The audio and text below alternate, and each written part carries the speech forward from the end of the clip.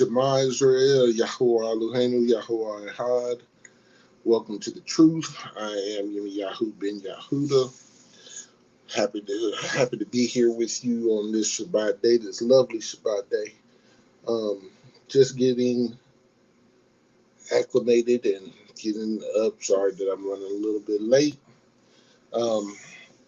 We have been in Exodus chapter 12 for the last 3 weeks or 2 weeks, really talking about the Feast of Passover and the significance of Passover, what Passover meant to us as a people, why the Father had us why He instituted it, and what it really means. What's going on during this time in life for our people, and as we get ready to be escorted from captivity into the wilderness, into freedom.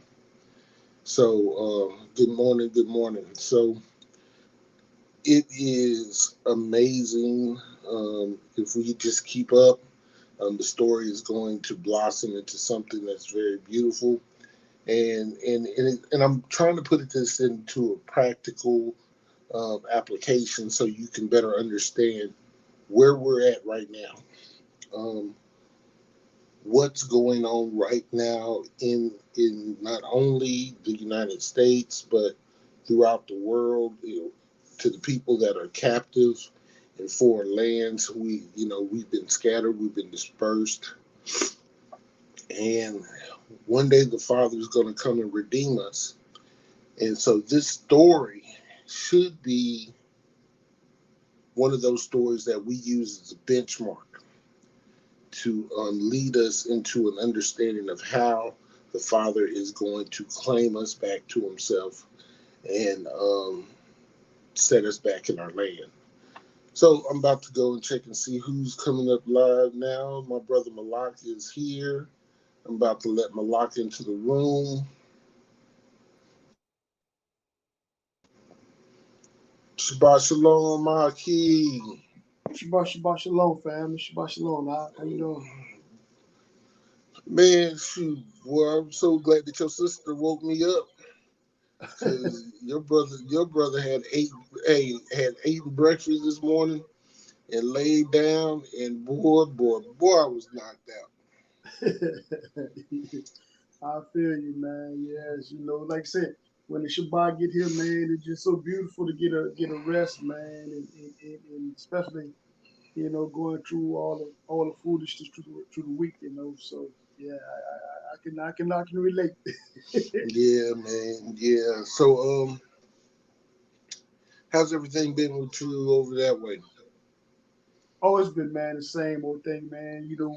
Dealing with these brokers, man, with these cheap rates, bro. You know what I'm saying? But luckily, I got a couple of customers, man, that's direct, man, that really helped me out throughout the week, man. But other than that, it's so scary, man, and most people don't get it, man.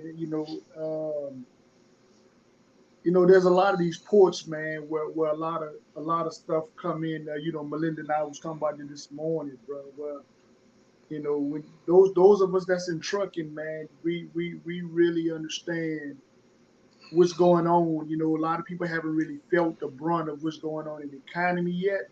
Yep. But at the rate it's going, man, and all these people talking about how great and strong the economy is and all this stuff. Not to, you can believe these people if you want to, man. Like I said, I'm in trucking, and it's there's a lot of ports, man, where stuff is not coming in as frequent as it used to. Then you got to look at the fact that we import a lot of stuff. We're not big on export no more. You know what I'm saying? So we depend on a lot of these things. And so if you're not trying to move to be self-sufficient and independent, man, all I can tell you is keep following these idiots if you want to. Well, I hear you. I hear you. Have you heard from Yosef? No, I have not. I have not. You know what I'm about to ask you to do? Send him that text. He might be knocked out too. You never know. Yeah, yeah. I'll do that. I was sitting up here trying to find something on the internet, man. That I was going over some stuff with Melinda with earlier. Let me see if I can reach out to Yosef right fast. Okay. So I want to welcome everybody that's in so far. Um, if you are able to write to respond to us in the comments, please do, so we can acknowledge you before we get ready to go into the lesson. I know a lot of y'all are probably watching on TVs, so if you do have a phone available, just go to YouTube, keep up with us, um, so you can comment. We want to try to do this a little bit more interactive with y'all, so it can. We need your feedback. Basically, what I'm telling you is, I need your feedback. I want to know that you're here, um, and be able to, sometimes have discussion with you. So basically, when we last week, when we got started, we were in Exodus 12, and we started covering the death of the firstborns. You got to understand, this was destabilizing the region. You've got all the firstborns that are gone. You have the people that were affected by each plague that are dead. So the population of your enemy is dropping. Not only the population, but the morale of your enemy is dropping. Pharaoh is hot like fish grease. He done lost his son. Everything that we were talking about is going on. Their food supply has been torn up. Their infrastructure has been torn up by hail and fire, livestock, their water. So you have a people who have been systematically broken down throughout all these plagues. And because of this, now the juggernaut, which is the Egyptian army, is weakened. And you have to also understand, during this time, Israel itself has been built up, is growing stronger and stronger and stronger. Not only spiritually, because you have to understand, this is a people that have been beat down. They've been downtrodden. They've been abused. So their mindset is a little bit different than what most people's would be. And so, as they see the promises of the father of Israel, because you got to understand, Moses is going not only to the Egyptian heads and telling them what's going on, but he's also meeting with his people as well.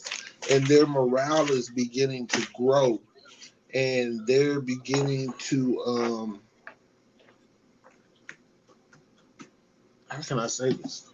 They're beginning to show promise that they can handle it. Whatever's going on, they're able to handle it, and they're able to fight through it. So as we get ready to go into Exodus 12, I got a Bible, y'all.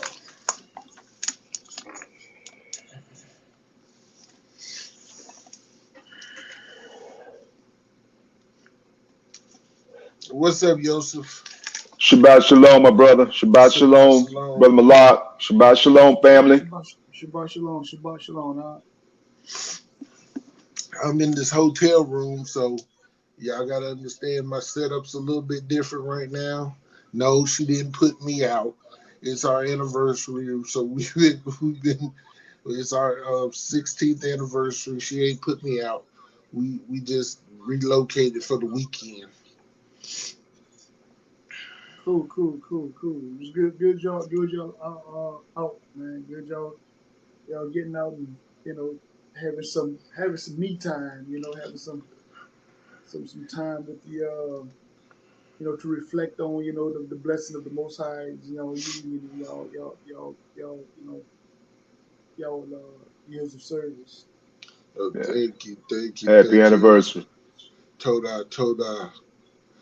Um, Joseph, Yes. we're in chapter 12 still. Okay. And I need to tell the people this as well. After this, y'all, I was looking. If you go to our channel, if you go to my channel and look, we've actually covered the whole book of Exodus.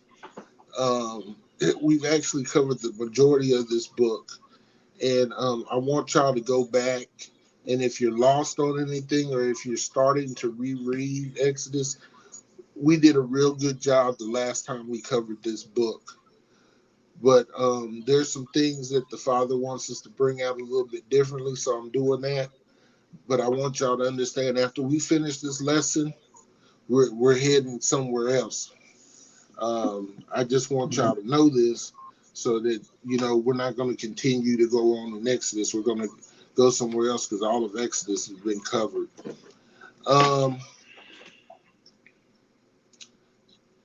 Why don't you say hello to everybody, Joseph? Um,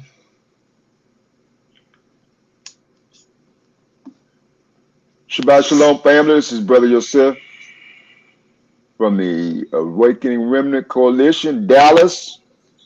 We're excited to be here again with you today.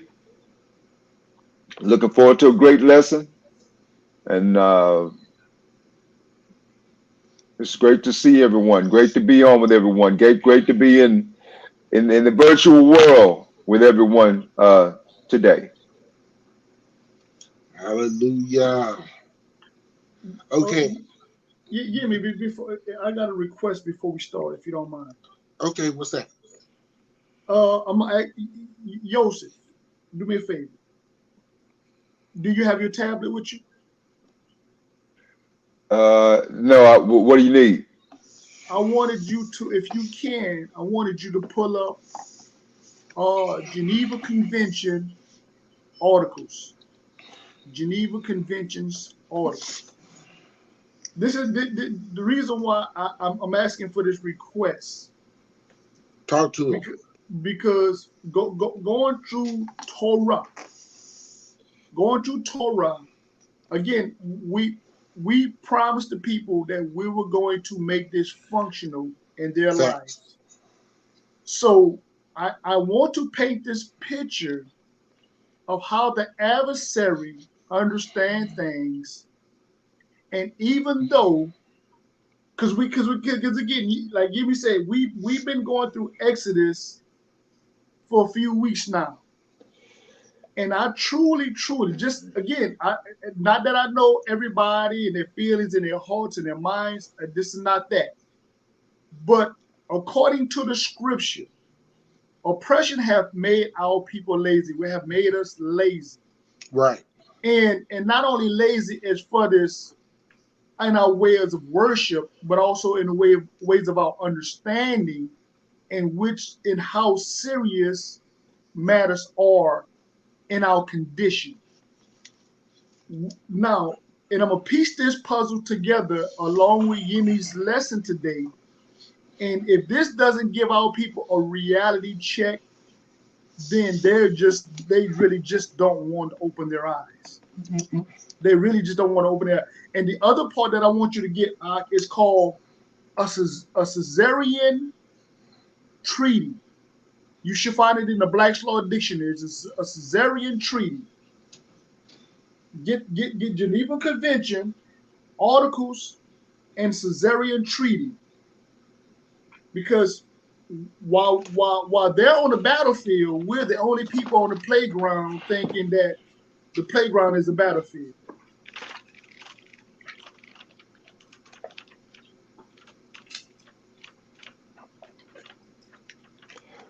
I'm looking up Caesarean Treaty in the Black's Law Dictionary.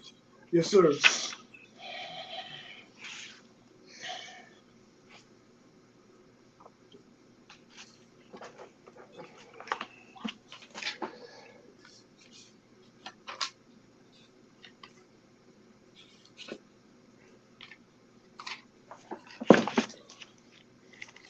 Okay, I'm gonna look under. I didn't see it. Let's see, treaty.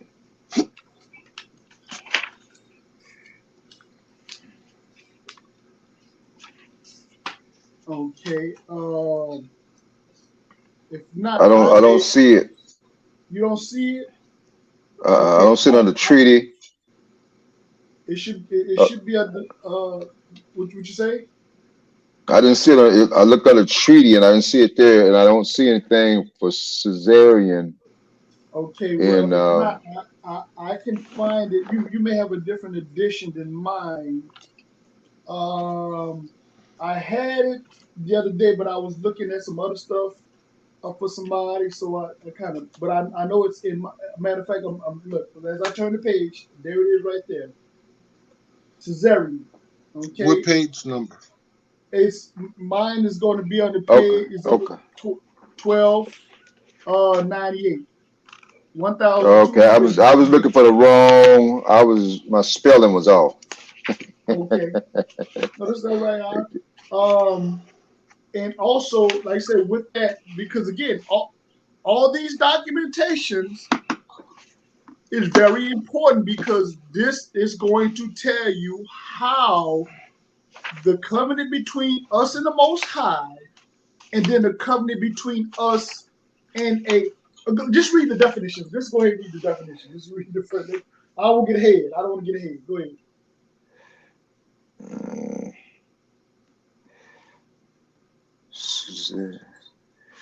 Okay, she's still not. I'm looking in the Black's dictionary and I'm not seeing it. Let me just look this up.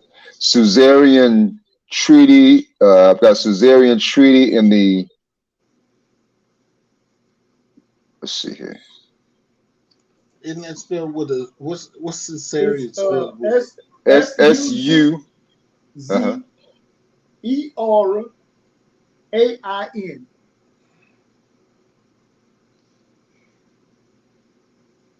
Okay, it says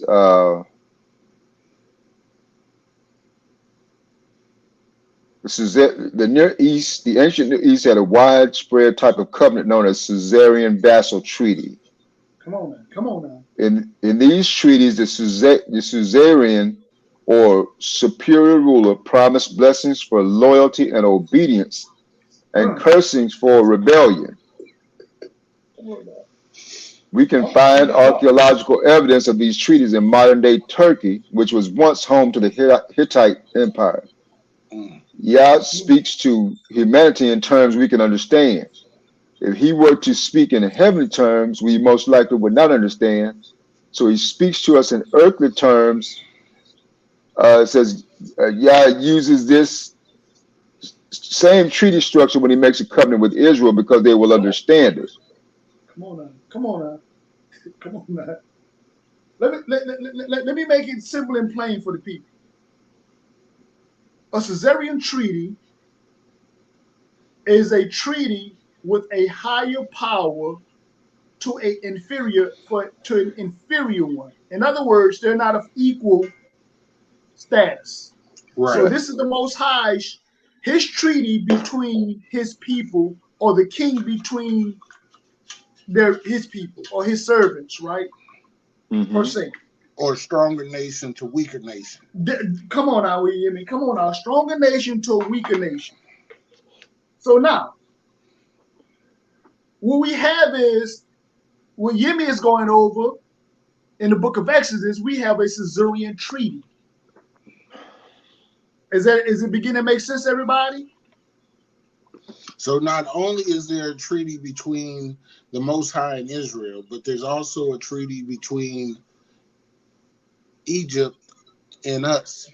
Come on now. Come on now. Come And on now. because, Come so on now. I want to put this into perspective, y'all. So the treaty so you got to go back and understand where we're going with this. So when the Bible clearly states that a Pharaoh came into power that did not know Come on. Come on. Come Joseph. on.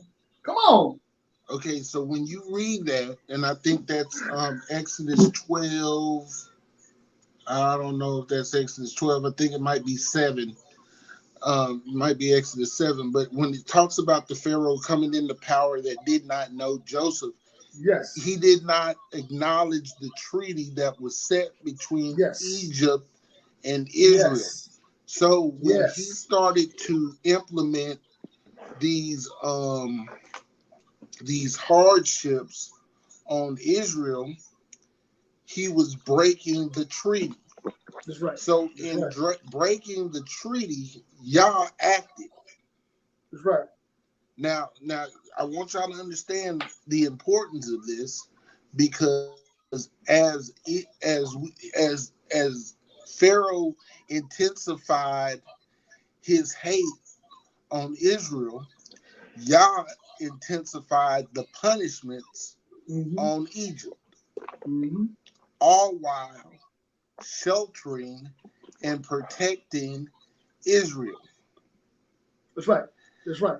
So I want y'all to get an understanding of this because, as you know, the plagues did not come on death first and then it was over with. No, what Yah did, he stepped into these punishments lightly, Mm-hmm. Mm-hmm. and so each punishment rendered against Egypt was in retaliation or in retribution to There them you breaking go. a portion of the treaty with us. There you go. Come on, boy. Come on. There you go. All And right. So, Yemi, as you continue to go through the lesson, I know you're gonna stop us and we're gonna stop you, but I'm feeding off you today to really show our people again how important this is today, because the same things that went on or that went on then are going on today. The problem is we don't recognize it because the signs that we're looking for, or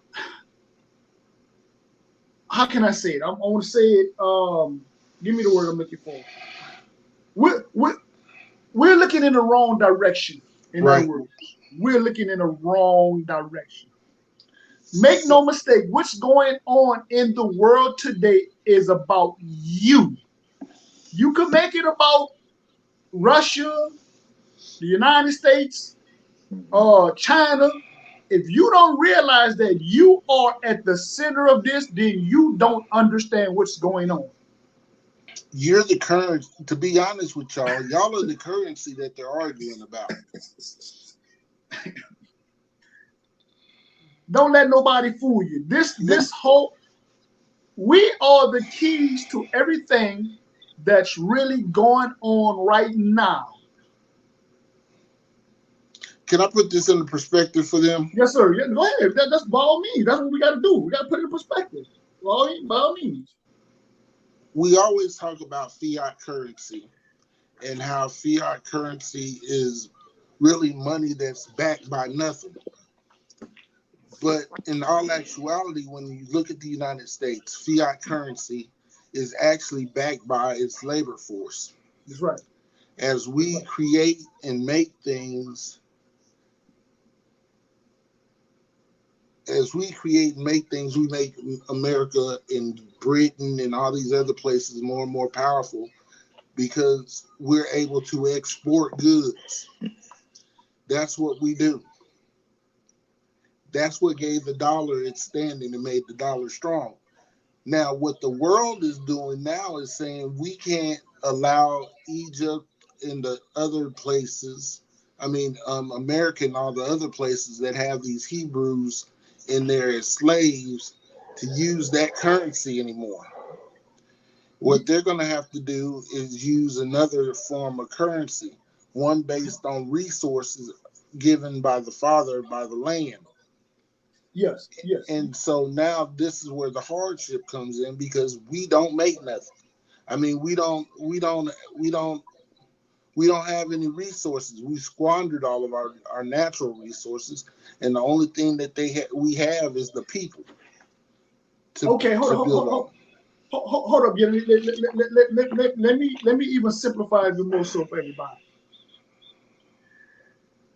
In a capitalist society, in a capitalistic society, Go and ahead. we know that this is what they call, what they like. You me say fiat currency is backed by your sweat equity, right? So in order to build upon this capitalist society, you have to be able to retain as much of that fiat as possible. Just like the United States of America import everything and not export, we are consumers and we don't build anything. We don't manufacture nothing. So every time we need something, we have to go out. We have to go out and purchase everything. So therefore, the economy is predicated or built upon the amount of money that we give back to the same system that we worked or we labored for. That's what Yemi's saying in a nutshell. Basically, yeah, that's it. That's how it's working. So just like the United States export, right? We import the same thing with us. We have to go get everything from the outside. So that's why they say our GDP, talking about black so-called black folks, is probably as large as two of the largest economies out there besides the United States. In other words, we have enough GDP to buy a whole country, but yet we own 0.01% of this country's wealth. Let that sink in. You have the money, you have the buying power, but you own nothing. And by keeping us separate and separated by religion, by social economic status, they and by Intel, to quote Pro, they've not allowed a black leader to rise up and put any sense into our heads, so we will unite together to make a move. The biggest move, listen, y'all, the reason why they were so willing to allow us to segregate, to integrate, wasn't because the biggest reason why they allowed us to integrate had nothing to do with giving you a leg up more than it was to keep you here. That's right. To pacify you. I was listening to a comedian the other day. He was saying that we never get anything of substance. So when the Chinese people got shot, they got a law passed. When gay people get upset, they get laws passed. When black folks get upset, we get a holiday.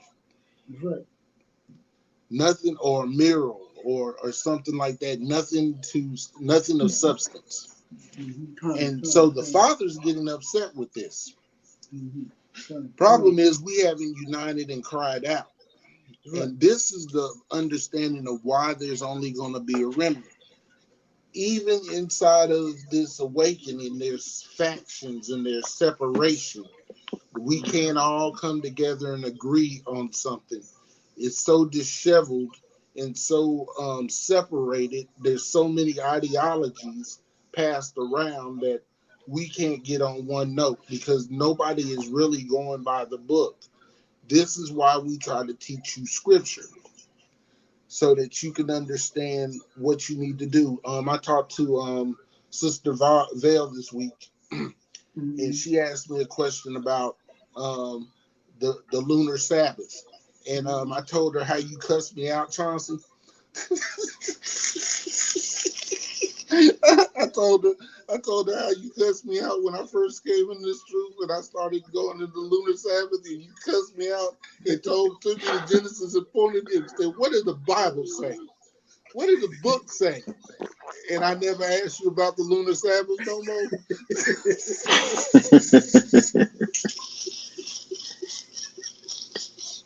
See, y'all, I don't want to make this seem like I know everything, man. These two brothers have been through some heartache with me. And so I'm telling y'all, I came to Chauncey and said, well, the lunar Sabbath seems to be right. And Chauncey just was like, hold on. And I knew something was about to happen. He said, hold on. And then he told me to turn to Genesis. Now, what was funny, we was over the phone, but I could hear his Bible rustling. And then Chauncey told me, look at this. And then he told me to read it, and I read it, and he said, did they stop counting days anywhere? So and I always say this, if the lunar Sabbath be true, then the Sabbath day came 3 days after the creation. Is that right? And I was like, wow. And then he told me, don't ask me no more about no damn lunar Sabbath, and hung up the phone on me. This is why it's important, Israel, that we get on the same sheet of paper. We read the Bible for what the Bible is. We take these extra canonical books as what they are. They're extra. They give you some more insight into, but they do not trump Torah. That's right. That's right. I don't give a dang if you read it in the scriptures. You still use Torah as your foundation, and everything else is extra. Let me edify people so they can get clarity. One thing about the Most High, He made everything simple. That's what I tell you. He made everything simple. See, the 7-day Sabbath don't change. You know, and the easiest thing to look at is when you look at the Torah, the Most High has done everything consistently. He don't come back and change and then throw a monkey wrench and say, well, we're gonna change it. See, last month it was on the 7th. So when the new moon come, we're gonna change the month and we'll start all over again. The Most High didn't do that. So these ideologies are they're based upon of confusion of people that don't really realize that the structure and the foundation that the Most High laid is so perfect that it coincides with each other. When you look at, we went over this last week. Agriculture, husbandry. When it comes down to the changing of the seasons, when it comes down to changing of the month of the year, is so perfect. But when we start throwing all this other garbage in there, it begin to pervert it. It begin to taint it. It begin to make it veer off some other direction. And then we trying to add some other stuff here to bring it back on course. You don't have to do that with the Most High. It's on course and it's not going to deviate. It's not going to change. It's there. And he laid everything out for us in Genesis. That's why that book is so important, because it lays out what is to come. He ain't gonna veer from it. No. So get back on track. I know I went off on a tangent. I'm sorry, y'all, but as we talk about leaving out, we got to understand this Caesarea Treaty carries a level of protection for the weaker people. That's right. You got to understand, the Caesarea Treaty is set up to carry protections for the weaker party in this treaty or in this contract, and it also binds both parties to it. So as Egypt breaks the treaty with us, because you have to understand, Yah has been protecting Egypt too. Egypt was always a place where we ran for refuge. There's a reason why that was. Even though Egypt was disjointed and acting silly, there was a reason for it.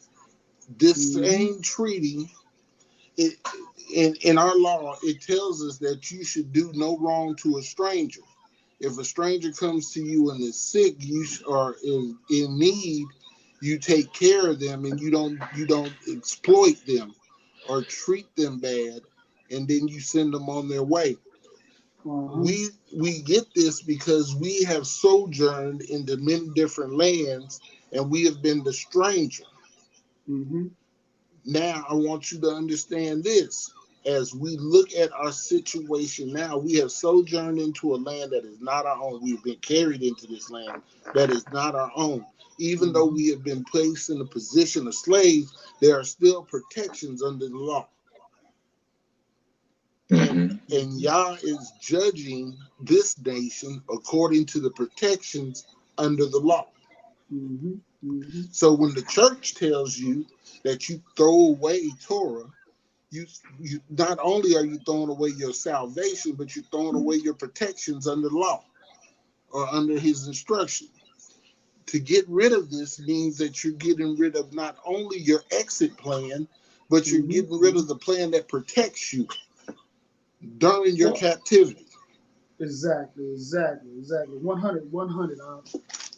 The beauty of what you're saying at this on this aspect too, Yemi, is most people don't realize, again, the reason why I went to those the Caesarean Treaty, and I want to go to the Geneva Convention, because according to their own words, and even in their constitution, that the rights that were granted to you by your creator cannot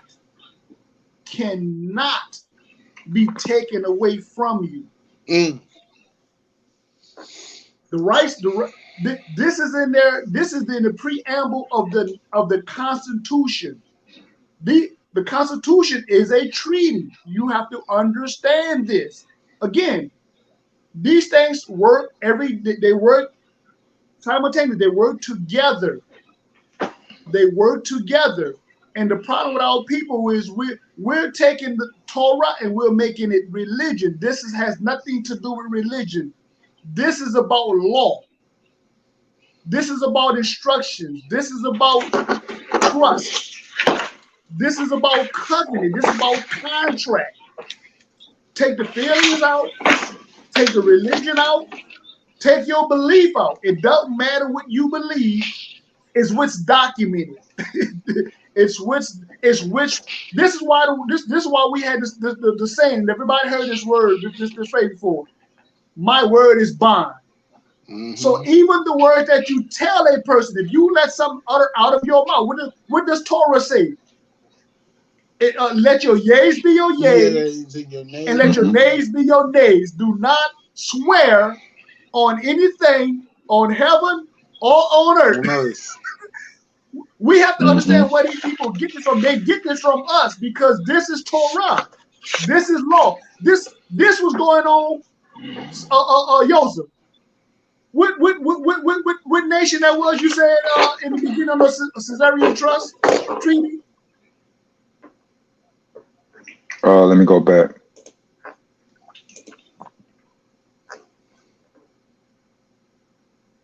To show you that this been on the word for thousands of years. Well, they said they could find archaeological evidence for these treaties in modern day Turkey. Okay, come on now. The United States of America wasn't even thought about up until 200 some years ago. Thank you. So this is trust and treaties that was from the beginning of time, from the beginning of man, from the beginning. So this cannot be taken away from you by no man. This is, like the old saying, this is etched in stone, right? It's written in stone. Go ahead. It's concrete. It's concrete. There you go. So when we're looking at verse 12, Joseph, can you start at I think we left off at I think we left off at 40.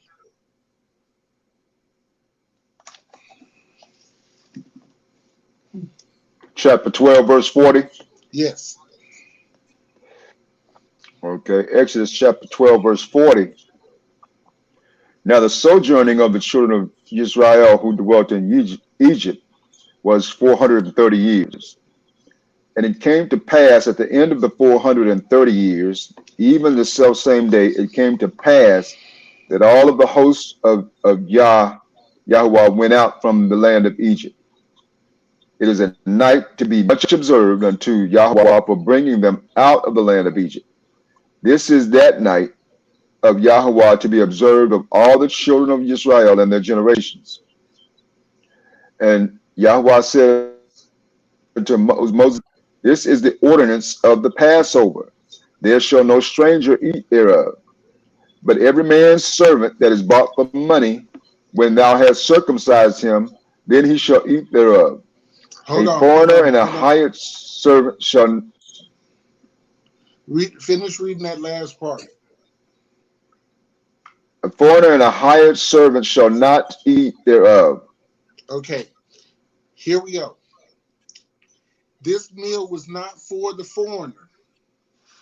It was for everybody that was in the house that was circumcised who was under the covenant of Abraham. Okay? The meal portion of it. Now the protection underneath the door was for whoever heard the word. Mhm. But this part of the meal was between Yah and his people. Y'all, you need to understand this because the stranger may be welcome to a portion of protection, but they're not. It's kind of like this. Um, you ever had a friend be over at your house all day, and then he done snacked and everything all day, and then your mama send him home before dinner? That's basically what y'all was doing. Y'all was like, okay, they done been over here all day taking their little bit of portion. Now they need to go back home to their family and eat. This meal portion was like, or I can make it even simpler than this. I can make it even simpler than this. Being raised up in the church, the communion wasn't given to everybody. Only Mm-hmm. those who were of age and of an age and were baptized. This Mm-hmm. is pretty much what this is doing. It's separating those people who have not been circumcised from those people that have been. Yeah. And so th- this is important for you to understand. And we know that only men get circumcised, but the women fall under it because they were a part of Israel. That there you go. There you go. Make there you go. To add to that, Yemi, when the Most High had separated the nations, He gave us a portion. Correct. Everybody had their portion, and everybody not only had a portion, but it had a job. Israel has a job, and when people say it doesn't matter, if you're hired, let's say you're hired at Walmart as a parking lot attendant that go get baskets.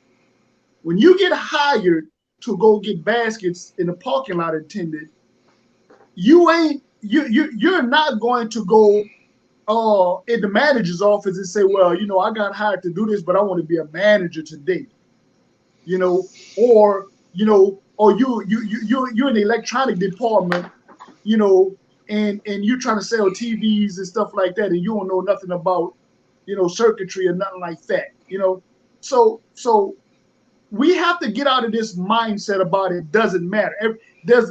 Everybody have a job and a responsibility, and this is what the Most High is trying to get us back to. He's trying to get back to what He said Israel's purpose was, and how does that apply not only to him but to the rest of the world.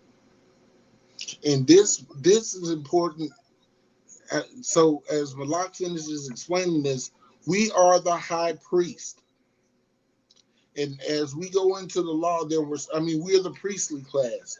So there were certain things that the priestly class of people did not do, had to do to prepare Mhm. to be in the Mhm. presence of Yah that the rest Mhm. of the nations didn't have to do.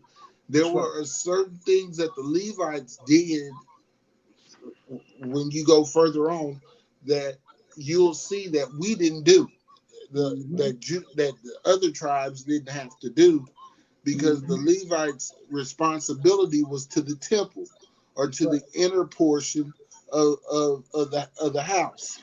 That's right. This is important for us, Israel. This is why he separated and told not the stranger to eat the Passover. It was for the priestly class. We are the priestly class. Mhm. As a nation, we are the priestly people. That's right. Okay. Start. I think you're at 45.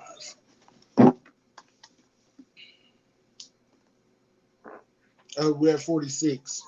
46. In one house it shall be eaten.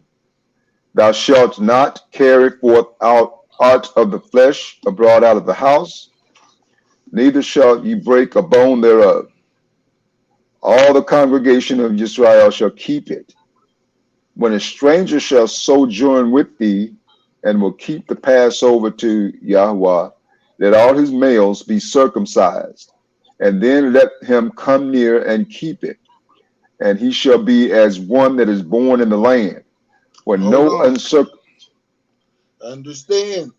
If this person is circumcised, if he is covered under the Abrahamic covenant, then he can partake because he's given up his rules. What was that Mhm. word that we did before where he was adopted? Yeah. When he took in the circumcision, he became adopted by the Most High. Mhm. That was the rules of the adoption. He took on the adoption. Go ahead. And he shall be as one that is born in the land, for no uncircumcised person shall eat thereof. Mhm. One law shall be to him that is homeborn, and unto the stranger that sojourneth among you. Mhm. Thus did all the children of Israel as Yahweh commanded Moses, so did they. And it came to pass the selfsame day that Yahweh did bring the children of Israel out of the land of Egypt by their armies.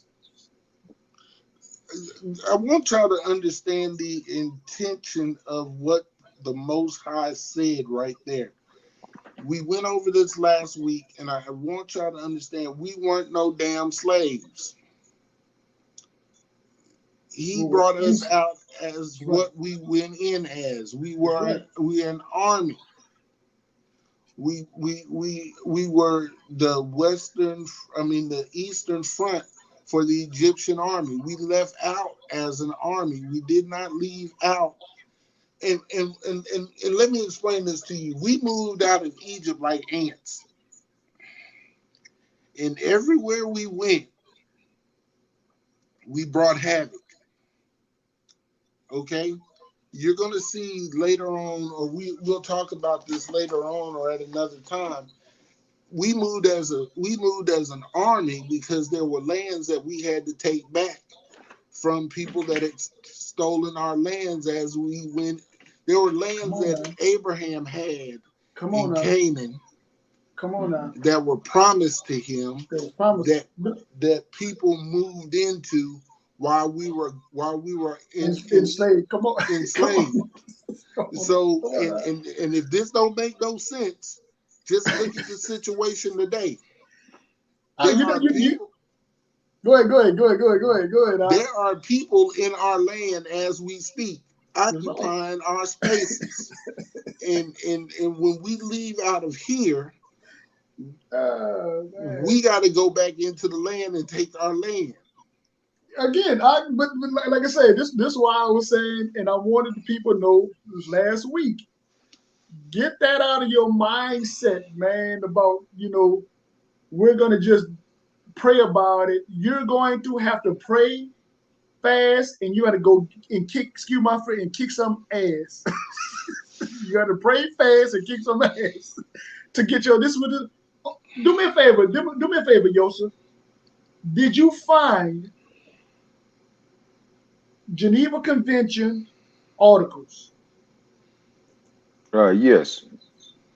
Do me a favor. Read Article 2. Read Article 2, and we'll hold up on Article 3. Just read Article 2. Because what Yemi just laid out again about us being an army, this is why the nations fear you. You don't get it, they get it. This is why we went over Caesarean Treaty, and now we're going to go over this. This is going to make sense. Just listen. Okay. It's giving me Article 2. It's giving me an overview Um, which part do you which part I exactly want to go over. am I? I want to go over the. It says, in addition to provision. Did you see that? Let's see. You may have to go to Geneva Convention relative to treatments of prisoners of war. I should have Okay. shown you. It's on. Matter of fact, it's on the UN website to show you how deep it is. Yeah. I saw it. Let's see here. these people got a whole agenda, man. Yeah, and our people just we just don't get it. We don't get it. Okay. Status.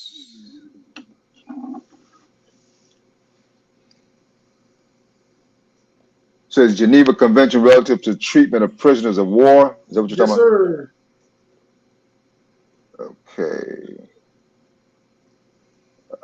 Is there a particular status? Let's see status. Yeah, you should go to general. They got general provisions. They got articles. We want to go to the articles, not the general provisions. We want to go to the articles. There's a few articles. I don't want to go over. I mean, it's a shit. Excuse my French. There's a lot of articles. It's a buttload. It's a buttload of articles. But we want to just go to. Well, I just want to deal with number 2 right now. I don't want to. They're real heavy, y'all. I'm gonna read it to see. I'm just started reading and see if that's what you wanted. Members of the armed forces of a party to a conflict other than medical and religious personnel are combatants, and any No, combatant.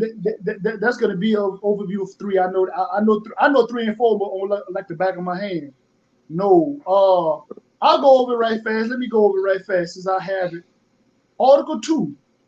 In addition to the provisions which shall be implemented in peacetime, okay, the present convention shall apply to all cases of declared war, or if any other armed conflict which may arise between 2 or more of high contracting parties. I'm gonna stop right there for a second. This book right here, what you call a Bible, is a contract. You may not get that. You can think it's religious if you want to. It's a contract.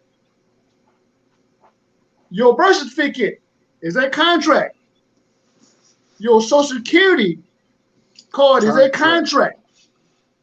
Everything you do in this country is based off contract. What is implied, what is written, what is verbal, or otherwise. You have to get that. You have to understand what's going on. The problem is you're not recognizing that you're in covenant with a nation, and this nation is doing everything that is doing to you is based off a treaty that you agreed to. You agreed to be called Negroes, not Israelites. You agreed to take benefits over your rights. You give up your rights for privileges. You're not understanding what's going on. Go ahead. Let me finish reading this. Okay. So let me back up. Wait a second. Go ahead. You got to explain this to him. Yes, sir. Whenever you birth a child into this world, whenever a child is born into this world, you are given a piece of paper. That's right. And it asks you what you want to name your child. Okay. It also asks you who are the parents of this child. So when you receive a birth certificate, you will notice that the child's name is in all caps. Yes. With your with the signature of the government officials on that. The paper that you signed, you had to put your signature on it. This was your contract to make your child a ward of the state. Yes. When you Yeah. fill out for a Social Security card for that said child, when you get back that Social Security card, that Yes. child's name is in all caps. Yes. This makes your child a company That's or right. an entity, because that number is not only that number grants it the ability to gain credit and also to pay taxes. It's a security. It's a There to trust. So now it's got its own trust set up through the United States. It's got its own money set inside of that trust. That's right. This is why white folks fight so hard about Social Security benefits, because of the fact that there's money set aside in a trust for you. This is how the government gets money, by borrowing against that trust. That's right. This is how they are able to build armies, by That's right. using the money in your trust. That's right. When you It's a pay your security. taxes, your money goes into that trust, and the government operates off of your trust. Off your because you agreed to this relationship. This is why you Exactly. admit. Go ahead. Okay, you got it now. So I just wanted to explain that to them. Yeah. No problem. Okay. So this convention shall apply to all in all cases of declared war, or if any other armed conflict which may arise between two or more parties, two or more high contracting parties, even if the state of war is not recognized by one of them.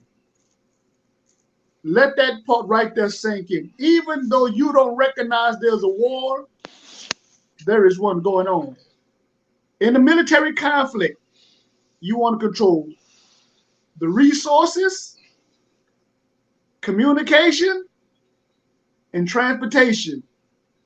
Notice you don't control none of them. You have to go out, you have to have all this stuff exported to you, and you have to pay for it.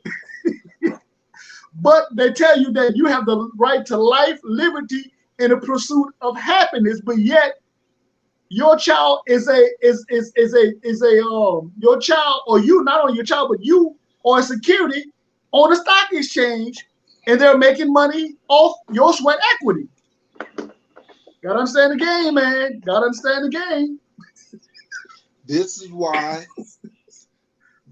listen, y'all, this is why in the 1950s, well, let me go back. This is why after, was it, what president, was it Eisenhower that enacted, that activated welfare? On welfare, I don't know. Roosevelt. Okay, it was Roosevelt. Roosevelt. Okay, so once they activated welfare, if you notice, the big trend was that they started moving black people out of rural areas and into centralized cities. Yeah. And they gave them portions, they redlined everything so they could put you in a specific area.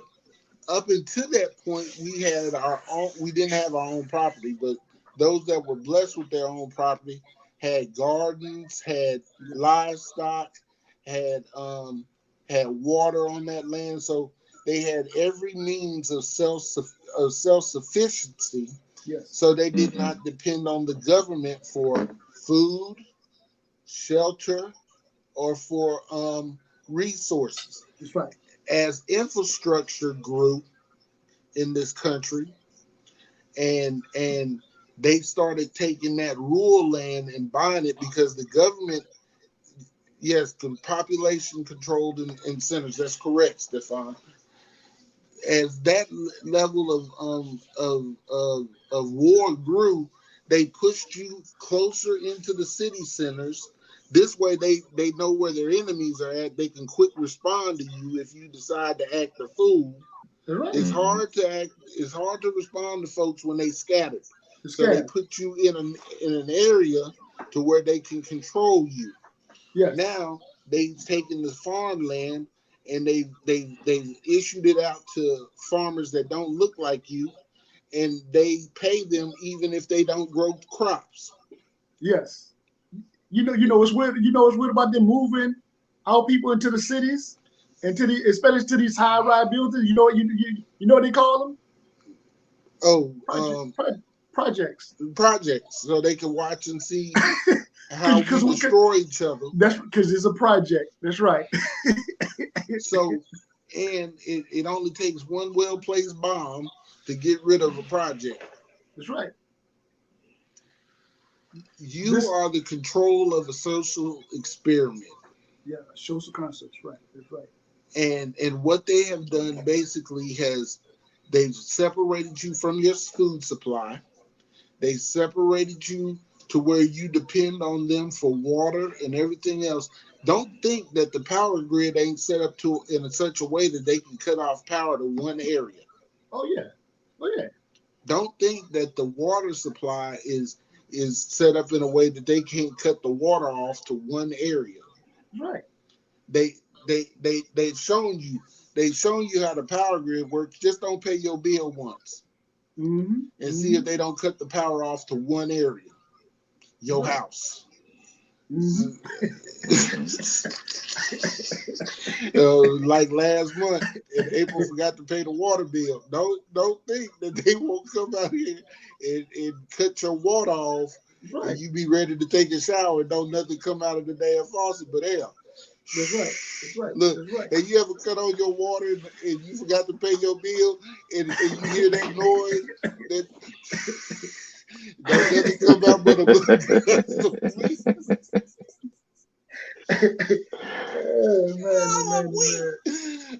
man, this is what they have done to isolate us and to control us so that we really can't uprise.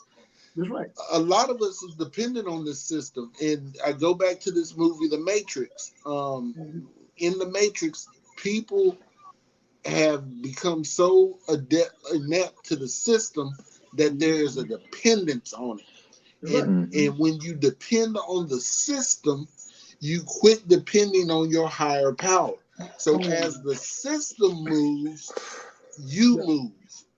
We, as people that believe in the Most High, our system of government, we should think outside of its demands.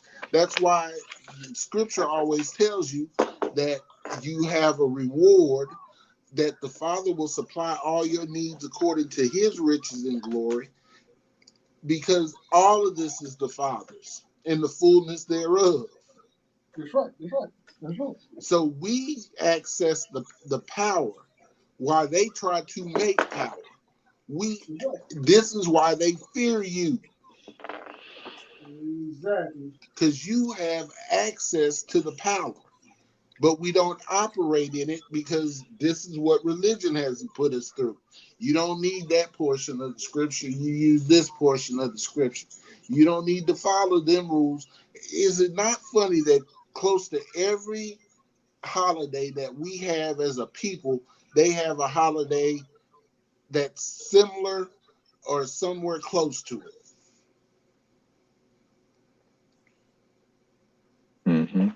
This is how they operate.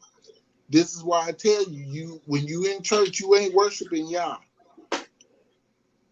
The scripture said, and I'm going to paraphrase, the Messiah said, I come in my Father's name, and you receive me not.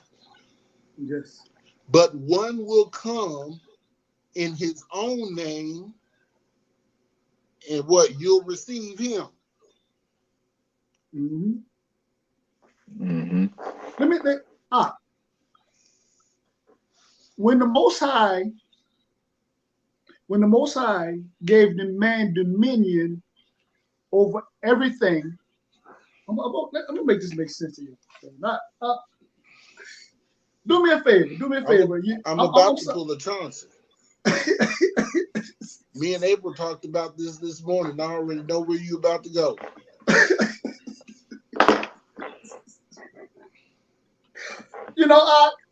This is why I be saying what I be saying. Cause in my head, I got so much stuff that because I've been studying this stuff for years. And when you and Joseph, man, be reading Torah, stuff just pop out of my head. I'd be like, wow, like these people have done a mind job on us, man. We have a lot of work. Look, give me the scripture where the Most High gave man dominion. Give me that scripture right there. Genesis chapter, I think it starts at 26. Oh, Genesis chapter 1, verse 26.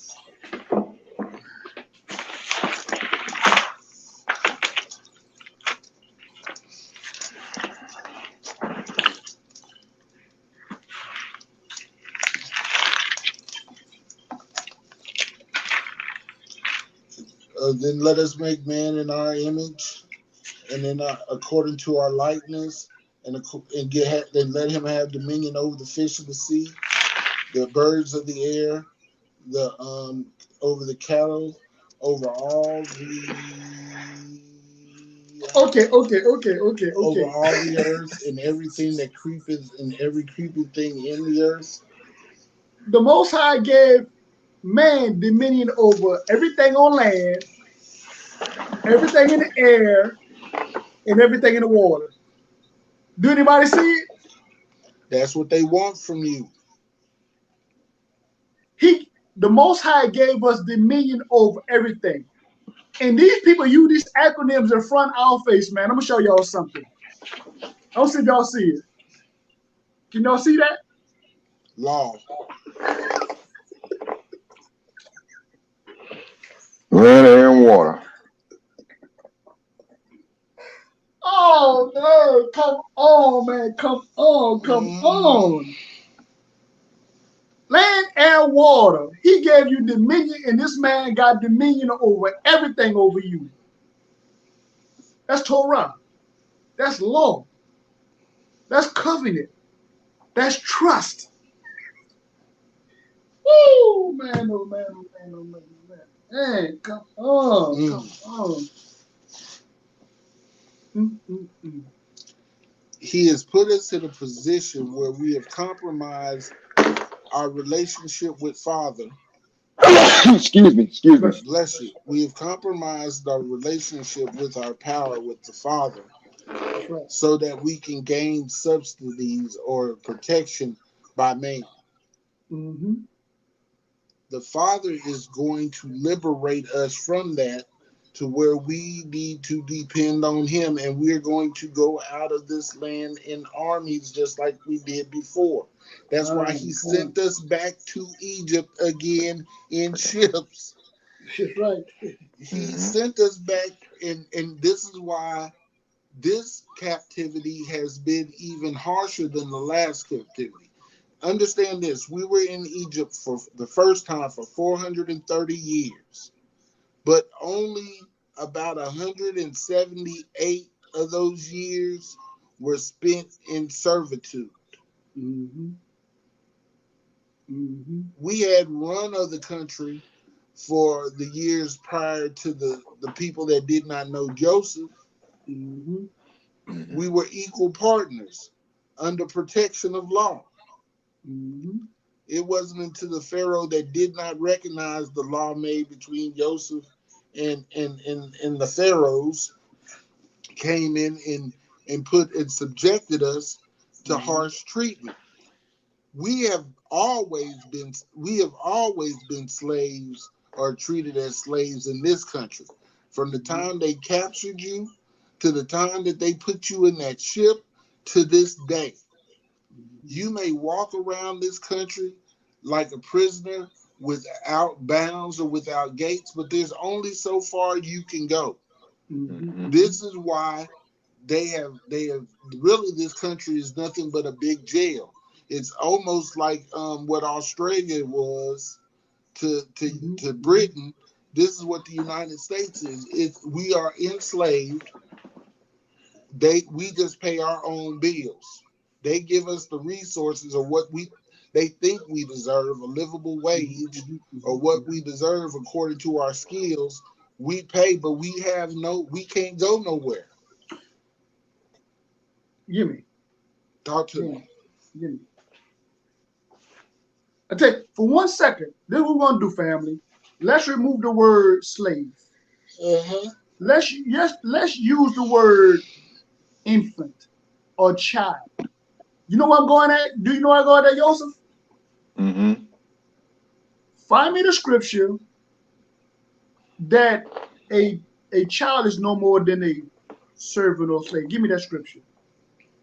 And I'm because see, we can't see the servitude because of the fact that the shackles of off. You know, according like Deuteronomy 68 says, once he has taken the chains, you know, from around your neck, you will be destroyed. So now what happens is, meaning that the shackles are off, we don't feel the bondage, but the bondage is mental, it's spiritual, it's financial, it's social, so on and so forth.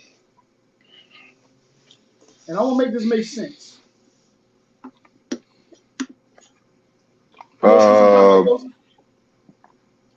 Got Galatians chapter 4. What it reads? It says, "Now I say that the heir, as long as he is a child, differeth nothing. Differeth nothing from a servant, though he be Lord of all." Woo! Come on, family. If you are the heirs, if the Most High made you an heir, and you haven't reached the mental and the spiritual capacity that the Most High have ordained you to be, you are no more than a servant. You're no more than a slave. In other words, this is how this man talked to you in his language. Remember, English is an equivocal language, right? He said that you are a minority. A minority in law is a child. Mm-hmm. A minority in law, in his words, in the English vernacular, in a court setting, you are a child. So when you say that you are a minority, you are telling them that you're nothing but a child. In law, stand in law. You don't even have the right to even open your mouth. Henceforth, why in court someone speaks for you? There you go. Again, like you say, this is why somebody speaks for you. You have to hire an attorney to have him speak for you because you're not even of legal age to represent yourself. Even though you grown. And then to backdoor, after you said that you're a minor, right?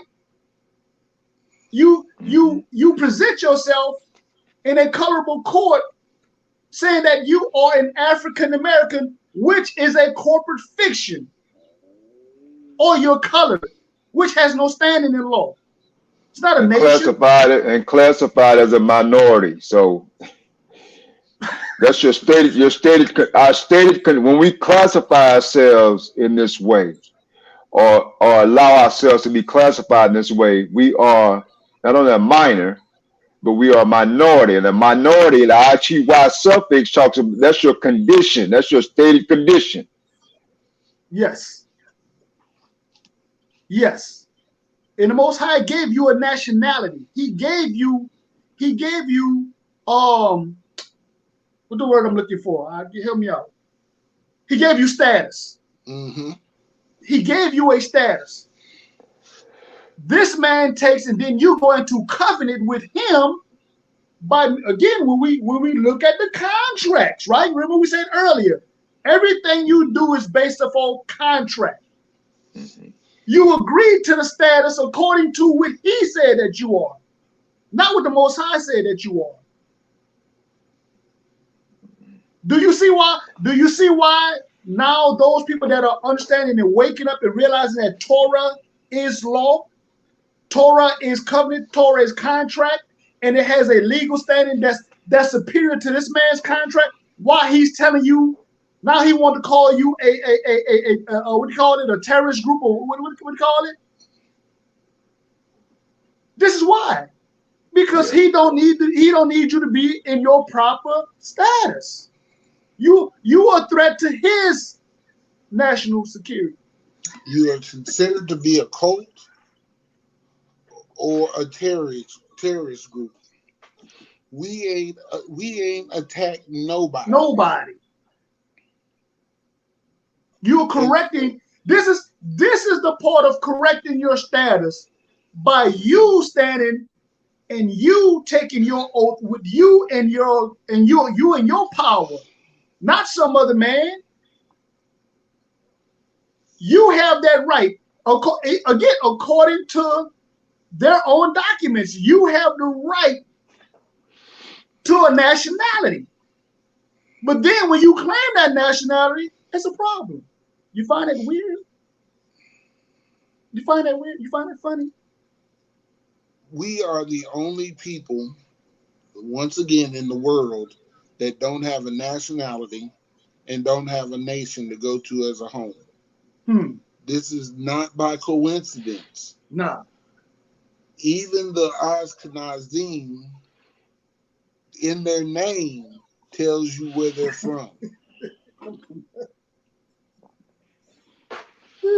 Yes. Ashkenaz is the true name of Germany. Come on now. Come on. Come on. Yes. Come on. Come on, man. Come on. And that region covers what we call modern day Poland, into Russia, parts of Russia, and in Germany. It is not by coincidence, y'all, that those people left that land and occupied our land in 48. Did we start this conversation off? This war is about you. We started a whole conversation and we go right back full circle. We went right back full circle. If you don't begin to understand that this is all about you, we covered it economically, we covered it spiritually, now we're covering it physically. You have no place to return.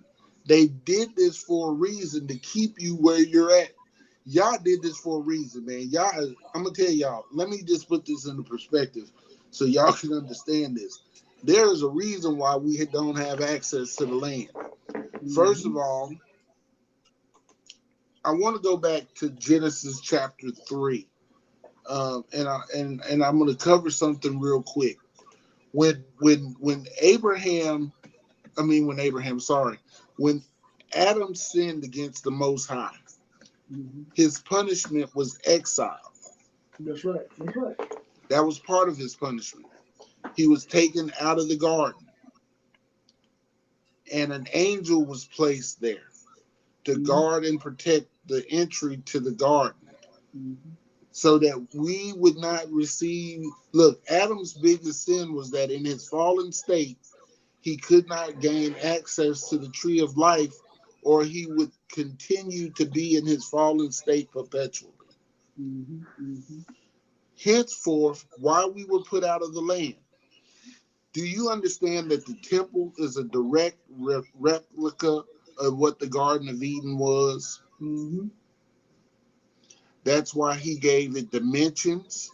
That's why when he made the furnishing for the garden, he carved out everything that was carved out in the temple was a replica or what looked like a garden. Because if you look up the word garden in Hebrew, it's actually an enclosed area. It's protected. It has a fence. It has a gate to it. There's 12 gates to the kingdom. Remember what exists in there. Excuse me. What exists in the Shamayim or in heaven shall exist on earth. When we talk about heaven, heaven ain't nothing but the garden. That's right. That's right. That's exactly what it is. Huh? That's exactly what it is. There's 12 entry points to this garden. But he's hold on, let me tell him this. They have kept you out of the garden because he does not want you to have access to the tree of life in your fallen state. That's right. That's right. Physically to the tree of life. That's right. Mm-hmm.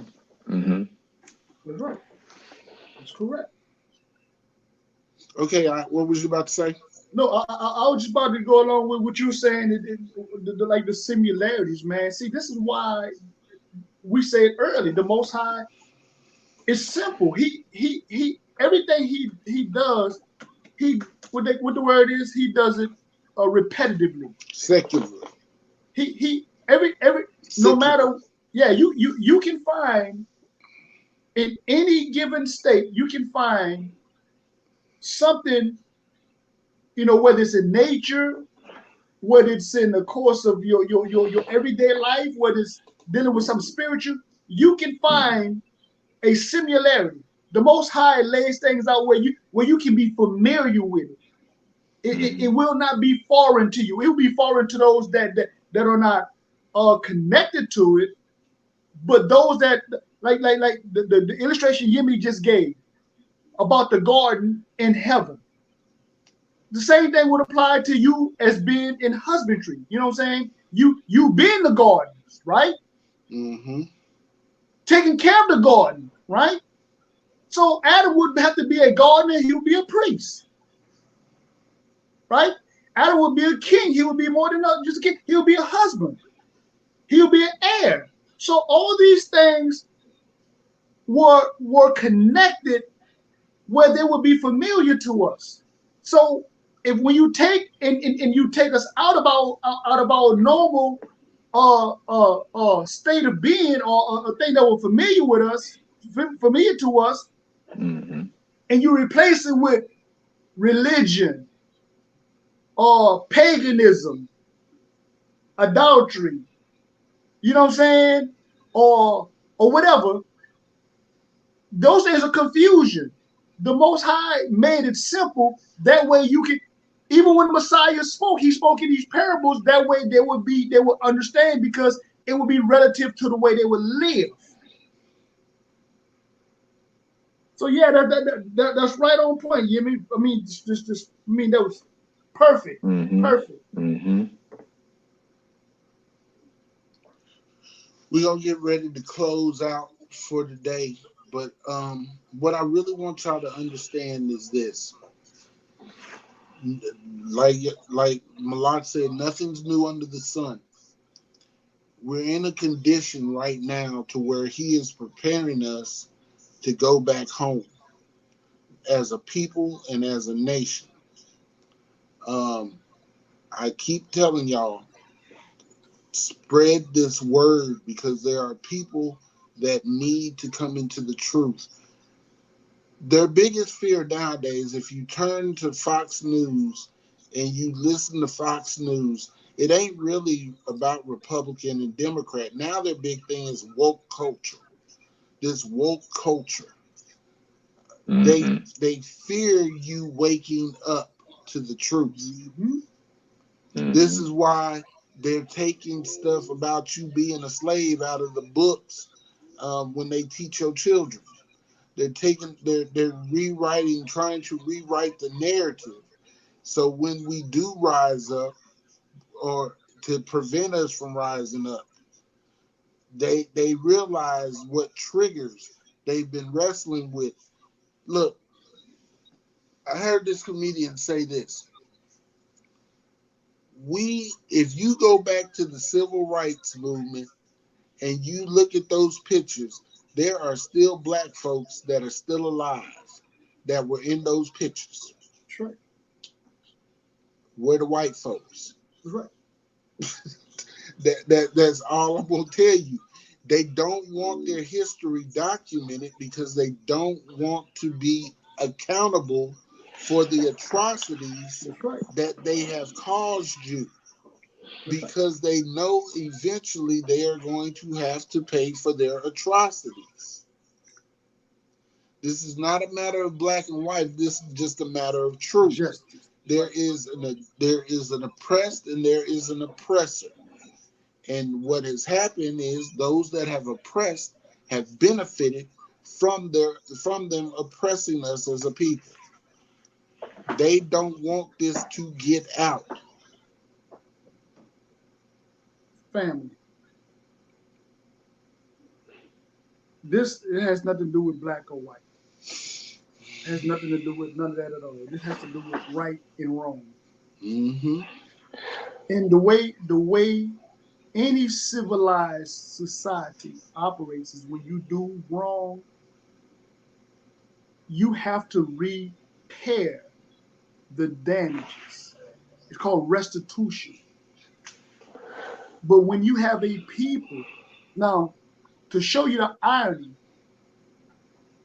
the United States pays Israel $3 billion a year in foreign aid. And they mask it as foreign aid, but that's literally hush money for them not to say that they're not the people. Mm-hmm. The Japanese got money. The so-called Native Americans got money. Matter of fact, not only is the United States giving Israel money, which the United States have never done anything to them, but Germany today, Germany just found a nurse that was in her 90s and brought her to trial for her participation in the Holocaust. Let that sink in. Now, with the comedian that Yemi'el is speaking about, I have not seen his show, but let me let this sink into y'all. I want this to sink into all people's head. There are cases right now that are still on the docket showing that they still had sharecroppers up until 1975, even further. So when people tell you that slavery just ended 100 years ago, you have to realize even after that, you had black codes. After the black codes, you had Jim Crow laws. After Jim Crow laws, you had what they call the civil rights movement. After the civil rights movement, you had prisoner pipeline. Three strike laws. You had redlining. So all these things were birthed out of, and I was going over this. That's what I'm saying. I was going over this with my wife this morning. This is why when Yemi started speaking on, and I was able to put a lot of this together, is because it was already fresh on my mind because I just gave my wife a lesson on this stuff this morning. Most of these laws were birthed out of a government that was the main instrument or the main power behind all these institutions. So it's no fixing a system that was designed from the onset of wrong. You can't fix what was already broke. You have to scrap it and start over. And the pride of these people will not allow them to scrap it because it affords them the lifestyle that they have. I even heard a white man out of his own mouth says, a poor white man in this country is no excuse because he's privileged. He's privileged because of his whiteness. Mm-hmm. Yeah, if you sell and you one of them, you an envelopian, then you done really failed. But like Chris Rock said, he's rich, and there's nobody in the audience that's white that's willing to change places with him because of the fact that he's a rich. In other words, the advantage that a poor white man has even over a rich man a rich black man is the fact that he's not a so-called Negro. Hallelujah. They understand status. They understand status. There you go. A rich black man is a minority. He's a minority. He's still a child. Now. That's why they walked around for all them years calling you boy. Calling you boy. Come on now. Come on now. Grown men being called boy and son. You ain't my daddy. You see that? I used to, man, I'm telling you, when we left DC and we moved to Louisiana, bruh, I know I stayed in trouble because that joker called me son, and as a 9-year-old, boy, I had to recalibrate my thinking, boy, because as a 9-year-old, that joke was like, son, did you hear me? And my response was, you ain't sleep with my damn mama. That's right. Yeah. My parents gave me a name. It is James. And them jokers was like, and the first thing they did, pick up the phone and call Jim Grant. But my thing was, he was right. He was like, you don't call my son, you don't call him out of his name. Well, yeah. What's the name say on the thing that we gave y'all for him? Calling me boy and son. You done lost your dang mind. But it was subliminal, and it's subliminal in their head. They don't even get it because we have to go back. Remember, the slave master, that's what he would do. He would sleep with his slaves' wives. Mm-hmm. So he was only reacting what was normal in their culture. He was only reacting, in a way, in a manner that was suitable for the way they behaved. Stefan trying to get some stuff started again this week. He done talked about you acting like Michael from Good Times. Don't start, man. Don't start. Yemi. Hey, Yemi. let him know, man. I get that almost everywhere I go, man. Because what's up, I apologize. I need to be excused, brothers. Okay, go ahead. All right. Shabbat shalom, family. Shabbat shalom. Yeah, Yemi. As the brother begin to know me, man, I'm so used to that, man, because again, it's so hard for me, man. When I go out in public, Yemi, when I go out in public, I have to put on my best mannerism because again, I see through the BS, man, and like James Baldwin says, to be conscious as a so-called black man in this society, you are always mad. Yes, you are always mad. You were always mad, bro. Because I see the BS. So all day I'm tensed up all day because I see through the BS. So I try to avoid some of these people like the plague, bro, because I'm gonna go from 0 to 1,000. But look, I'm gonna go from 0 to what they call that, to hyperspace, man, in a second. That's a fact, man. I want to thank you for coming back up here, man, and supporting. We gotta when we get a chance, we gotta talk about the new moons. Yes. And us getting together and having a potluck or eating that evening. Yes. We gotta hurry up and do that.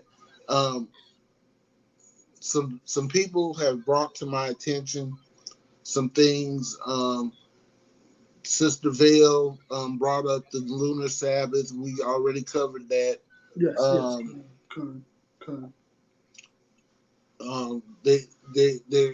They're contacting me. So when we close out, there's certain things we want to cover. So if y'all have ever been confused about counting of the days, I'm gonna make this real quick. The days have always been counted straight through. Mm-hmm. The Sabbaths are always the 7-day increments. Mm-hmm. And the Father did this not only in the beginning, but to reteach us when we left out of captivity. He went 7 days and then 6 days, a double portion, and then the Sabbath. So we would be we'll know the reason why they blow the trumpet to mark the Sabbath is to let you know you've received your double portion, and the next day you need to rest. I want y'all to remember this every time. The Gregorian calendar was changed to suit Israel, because of the fact that Mhm. we weren't working. That's right. That's right. And so they had to change. That's why it always, the first of the week always starts on Sunday, and the end of the week always ends on Saturday. Because they did it like this, because at that point, before then, we had an 8-day system, Mm-hmm. and they curved it down to 7 days. Mm-hmm. Mm-hmm. We have always celebrated a 7-day week. Remember, Mm-hmm. the lunar cycle has nothing to do with the natural Sabbath. It's a day. Mm-hmm. It's days. The lunar cycle has something to do with Shabbat wands or feast days. That's right. That's right. It only See, has. Go ahead. no. What I'm about to say is that right there, what you just said, should help the sister too, because if we had a floating Sabbath according to the doctrine, like they try to say about the lunar Sabbath, then why don't you have a floating high holy day? You know what I'm saying? See, the Most High was consistent with the number 7 because again, it what it did was it simplified everything. You know, as far as keeping up the count. You know, with the 7th month, there's a which is what Feast of Tabernacles. You Right. know, so the Most High always had something else in plan to help us be able to remember or relate to any other activity or any other thing that we were doing. So it will be familiar. There's always this familiarity when the Most High do things. There's this consistent reminder. In other words, it's a consistent reminder that okay, well, there's a 7 week. I mean, seven day. You know what I'm saying? Then there's a 7th month. You know what I'm saying? You know, there's a 7th year, right? Mm-hmm. You know what I'm saying? So the Most High he's consistent. Everything is consistent. And things kick off in the first month or the 7th month. That's And right. That's just right. to let y'all understand, September is the 7th month. September going into October is Come the on now. 7th month. Matter So of you'll fact, always know. yes, sir. Henceforth, the word September comes from the word septian or something like Yeah, that. yeah, yeah, yeah, yeah, yeah, It means 7. These are important months yeah. to get your head together and get you on the swivel, so you'll start looking and counting your days. And yes, that lunar app, it does work. The lunar tracking app does work. We Like got you to said, pay attention. yeah, like you said, you have SEP, which is 7, OCT, which is 8, well, Mm-hmm. SEPT 7, OCT 8, NOV 9, DEC 10. 10. So you can see even right there how they changed it, because even prior to the Gregorian calendar or the Julian calendar, they went off, and the months were always in I think it was Sextober. Uh-huh. The months was almost numbered. You know, half the months was numbered already, but Mm-hmm. they changed them in order to again to get Israel off course. Because again, if you get Israel off course, and most people don't even realize, every nation that ever ruled the planet always had Israel in captivity. Mm-hmm. Every nation that ever ruled had Israel in cap. This is how important you are. And you know, to lose us, which we're going back again, the Most High is going to redeem us. But these people are not trying to let go. Number one, they're not trying to let go of their free labor. Number one. Number two, look at all the inventions, even in our worst state, all the inventions from refrigerated truck, red light, the gas mask, stop Heart sign. surgery. You saying is that surgery? You know, we we were the first, or we invented certain things, or we made them better. Better. You know what I'm saying? fresh out of slavery, 20, 30. Matter of fact, the first community, black community prior to the United States even becoming a country was what, 1750 something. There was a black community, all black town in Florida. I mean, so we always was a industrialized people, always a strong people. But what destroyed us was the fact that we wanted to assimilate into a society that was never designed for us, and that's why the Most High wanted us to be separate. But they want us to assimilate. You cannot assimilate and be separate. You can't. You can't. You know. So yeah. So, but again, a very very powerful message, Yemi. Again, man, like I said, I would ask the people, if you get time, go read the Geneva Convention. Read that. Start understanding that the Bible is not a religious book. This is a book of law. And when you start understanding law from a natural and a spiritual, from a covenant standpoint, from a contractual standpoint, this whole country, its constitution, its legislation, its what the other one is, you have the Constitution is give me the other one everybody was talking about. Anyway, it's all predicated, or it's all based off biblical principles. Yes.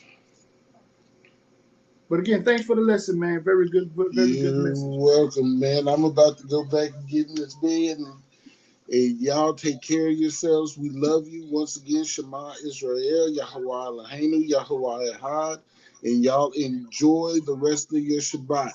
Peace, Israel. Shabbat shalom, family.